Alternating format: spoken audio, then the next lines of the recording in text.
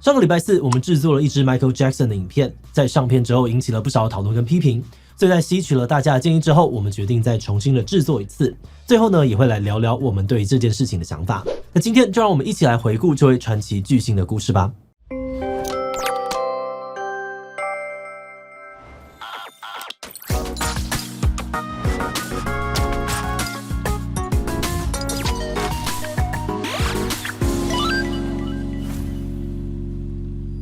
Hello， 大家好，我是志奇。几天前的6月25日是流行乐之王 Michael Jackson 过世15周年的日子。就算已经离开那么久，但他留下的作品像 Thriller、Beat It 或是 Billie Jean 等等呢，到现在都还是让乐迷们无法忘记的经典。不过，除了他的音乐成就之外，Michael Jackson 生前也遭遇过非常多的打击，像是童年的家暴阴影、漂白还有猥亵儿童的争议等等，都让呢这个传奇人物有着很多谜样的色彩。那 Michael Jackson 到底是怎样的人，在音乐界的成就有多扯，还有他身上的种种争议到底是真是假？今天就让我们一起来聊聊传奇巨星 Michael Jackson 的一生吧。Michael Jackson 的歌手生涯其实是从童星开始的。1958年，迈克出生在一个大家庭当中，家里呢包含他自己，总共有9个小孩。在年纪很小的时候，他的父亲约瑟夫·杰克森就发现自己家的小孩很有音乐天赋，所以有意安排他们组团出道。当时还不到10岁的迈克呢，就跟另外4个哥哥组成了 The Jackson 5乐团，从1960年代中期开始四处的表演。而且当时爸爸约瑟夫的管教呢极度的严厉，不只是强迫他们每天放学都要练习5个小时，不准跟其他的小朋友玩，还经常会用暴力跟侮辱的方式对待小孩。这让迈克呢，即使长大之后，都对自己的童年跟父亲有很巨大的阴影。但无论如何 ，The Jackson 5很快就在音乐圈崭露头角，有好几首作品呢，还成功的登上音乐排行榜的冠军。而担任主唱的迈克呢，也凭借着出色的歌唱技巧，还有稳健台风，成为了 Jackson 5里面最受欢迎的艺人之一。1972年，14岁的迈克呢，就出了第一张的个人专辑，开始踏上了成为流行乐天王的传奇之路。乘着 The Jackson 5的高人气迈克前几张个人专辑销量都很不错，也赢得了很多的音乐奖项。不过真正让他起飞的关键是他的第6张录音室专辑，也就是你很可能都听过的 Thriller。1982年推出的 Thriller 呢，融合了流行、摇滚、disco 还有 R&B 等多种不同的风格，吸引了各种不同的种族还有文化的听众。除了歌曲本身他的 MV 也成为了时代的指标。比如专辑同名歌曲 Thriller 的 MV 当中呢，迈克穿着红色舞衣，化身僵尸跟舞者一起大跳丧尸舞。这种充满怪诞风格的 MV 在1980年代非常的少见，推出后瞬间爆红，一直到今天都还是大家对于迈克印象最深刻的名场面。这张专辑呢，最后还成为了史上最畅销的音乐专辑。Thriller 推出后不到1年，销量超过了3200万张，后来更是达到6700万张，一举打破了金氏世界纪录。迈克也靠着这张专辑赢得了8座葛莱美奖，成为了当时葛莱美奖单届获奖数最高的歌手。这一年迈克的年纪还不到30岁，而且往后的音乐生涯还越来越势不可挡。像是1989年，迈克得到了 King of Pop 流行乐之王的称号，还曾经2度的入选摇滚名人堂。还有呢，在1993年，他受邀担任美国超级杯的中场表演嘉宾，表演吸引了超过 1.3 亿人观看，收视率呢比比赛本身还要高。而这次的成功也让超级杯中场表演变成了热门环节，一直到今天都还是美国歌手最向往的舞台之一。而且除了音乐之外还有各种创新的舞步MV 跟舞台表演形式，也都深深的影响了后来的流行、嘻哈跟摇滚音乐人。像是月球漫步，这个看起来是前进，实际上呢却是在后退的舞步，还有 Smooth Criminal 里面经典的45度角倾斜表演等等，都成为了后人不断去致敬模仿的对象。但就算迈克非常的成功他也没有因为这些成就而膨胀，反而利用这样的影响力想要帮助更多的人。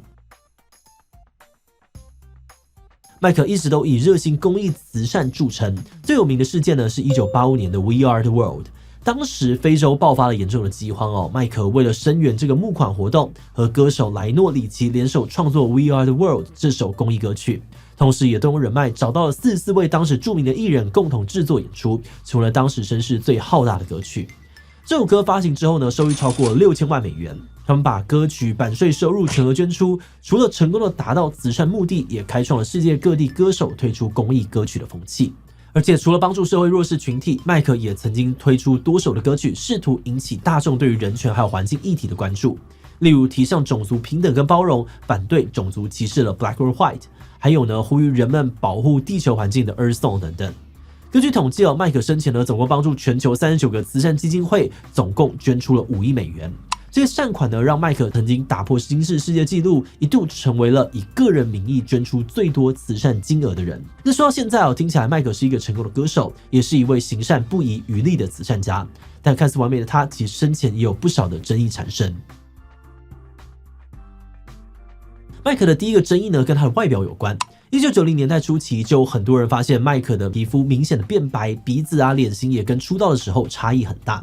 当时就有媒体质疑说，麦克是因为看不起自己的黑人血统，采用这个化学药剂漂白皮肤，好让自己看起来更像白人。同时也质疑他为了更像白人多次整形去改变自己的外表，嘲笑他整形成瘾。那针对这一点，1993年麦克就曾经说自己对于黑人的身份感到非常的骄傲，也没有漂白皮肤。之所以会变白，是因为得了白癜风，也就是俗称的白斑症，才会让皮肤出现斑点跟转白的现象。而至于鼻子跟脸型的部分呢，他回应自己确实不满意自己的外表，但只动过2次鼻子，而且都是为了医疗跟表演的需求呢才整形的。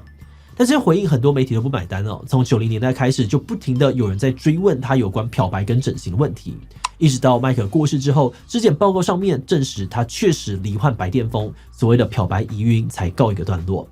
而除了这些关于外形的争议麦克在生前影响最大的事件，恐怕还是所谓的猥亵儿童案件。麦克涉嫌猥亵儿童的争议，要先从他的梦幻庄园说起。1988年，麦克的超级豪宅梦幻庄园落成，这里除了是麦克的家，也是一座私人游乐园，里面有动物园，还有摩天轮旋转木马等等的游乐设施。麦克经常透过慈善组织邀请病童和弱势儿童到梦幻庄园玩。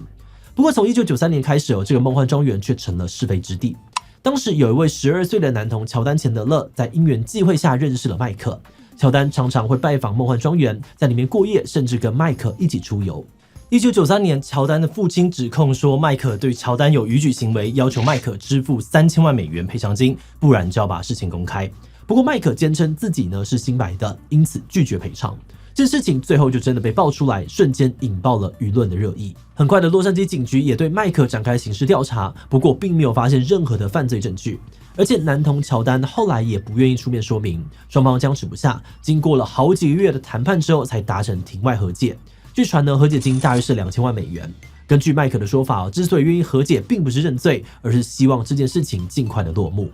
那虽然这件事情看起来是告一段落了，但流行乐之王涉嫌侵犯儿童案件还是成为了当时媒体疯狂追逐的焦点新闻，依然重创了麦克的形象。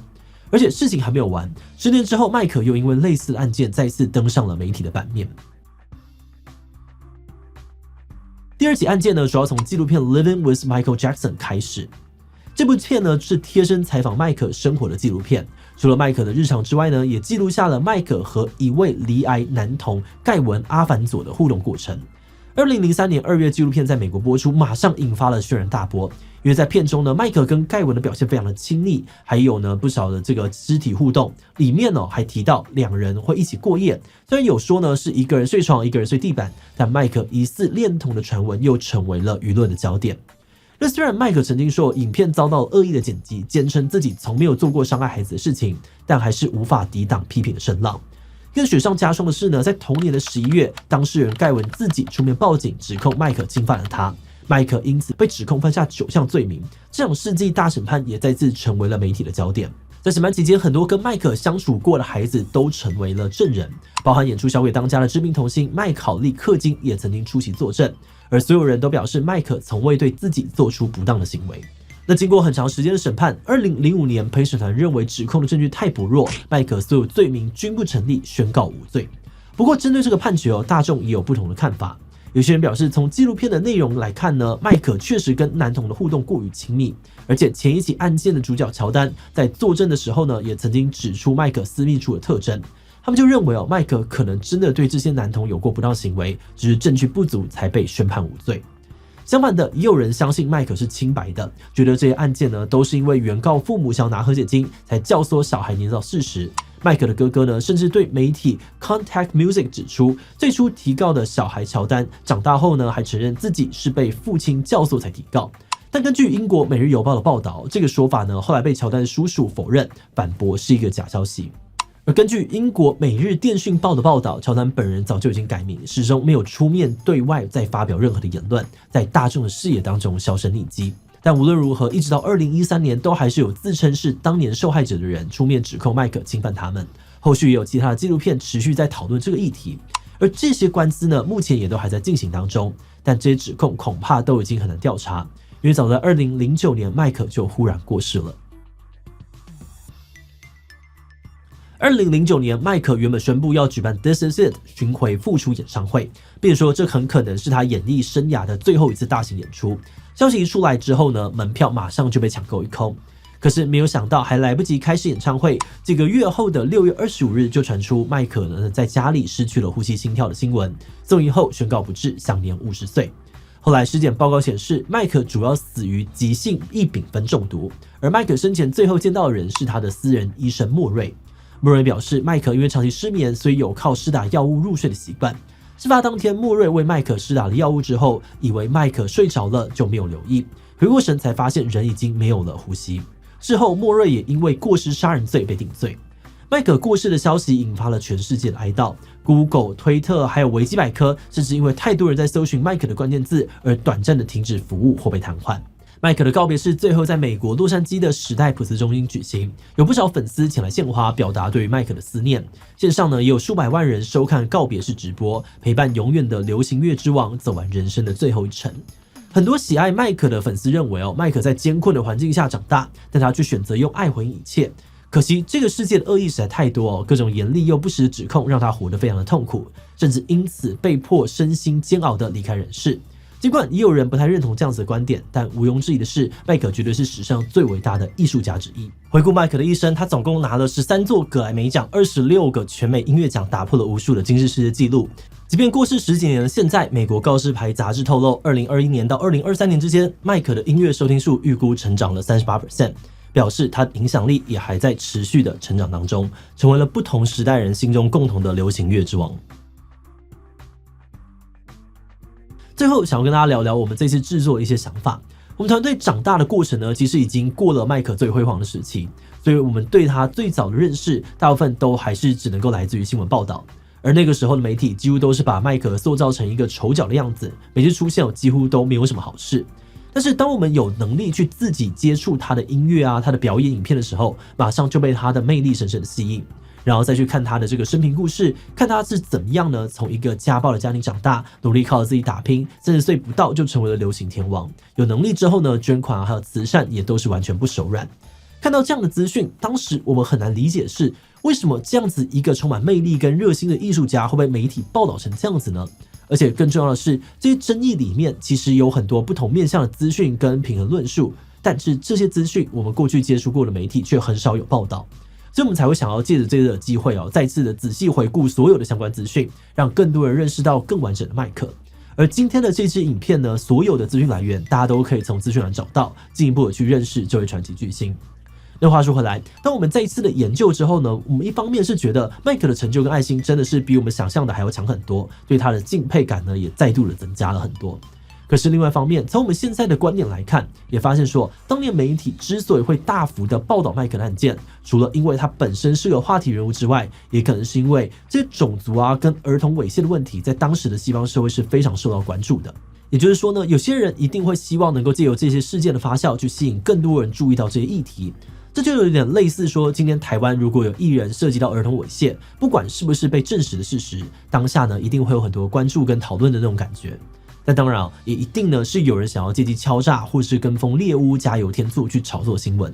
那也正是因为每个人的动机不一样，所以相关话题的资讯常常真真假假难以分辨。我们在研究的过程当中呢，也有发现说，有些广为流传的资讯其实来源不一定可信。那总之我们研究过后认为麦克在艺术跟慈善的成就绝对毋庸置疑，感情上面我们也并不认为他会做这样的事情。而且事实上呢，前2次的审判结果麦克也都是无罪的。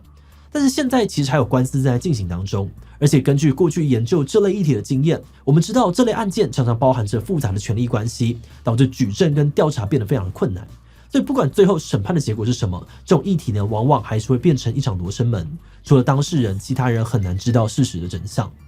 而在制作上一支影片的时候，我们有想到，对麦可故事不熟悉的人，或许也跟我们小时候一样，会对那些印象当中呢很常见的争议感到疑惑。所以上个版本的影片呢，我们就针对这样子的观众来设计了标题。不过在影片上架之后，大部分观众的留言让我们意识到，那样子的下标方式呢，带有一定程度的误导性，好像直接预设麦可就是有罪。但这其实违反了我们对于这个争议的理解，也不符合我们频道想要追求的价值观。尤其对于长期想要帮麦可平反的粉丝来说，这样子下标就像是在对大家的努力泼冷水。而在反省过后呢，我们觉得用各种指控都是真的吗？或是麦可争议是诬告吗？之类的标题可能会是相对恰当的选择。也就是说呢，这次事件造成那么大的风波，绝对不是我们的本意。但我们真的非常感谢所有的观众愿意特别留言提醒哦，因为这些意见呢，让我们注意到自己的缺失，也学到了很珍贵的教训。之后无论是内容呈现或是设计的所有细节，我们也都会更加的谨慎处理。那如果你觉得这一支影片的资讯还是有不完整的地方，也非常欢迎大家呢可以在留言区分享更完整的内容跟资讯来源给所有的观众，真的是很谢谢大家。那最后，如果你喜欢今天的影片，也欢迎分享出去，让更多人知道 Michael Jackson。此外呢，也可以点击这个地方看披头士以及泰勒斯经济学的故事。那么今天的这一期就到这边告一段落，我们就明晚再见喽。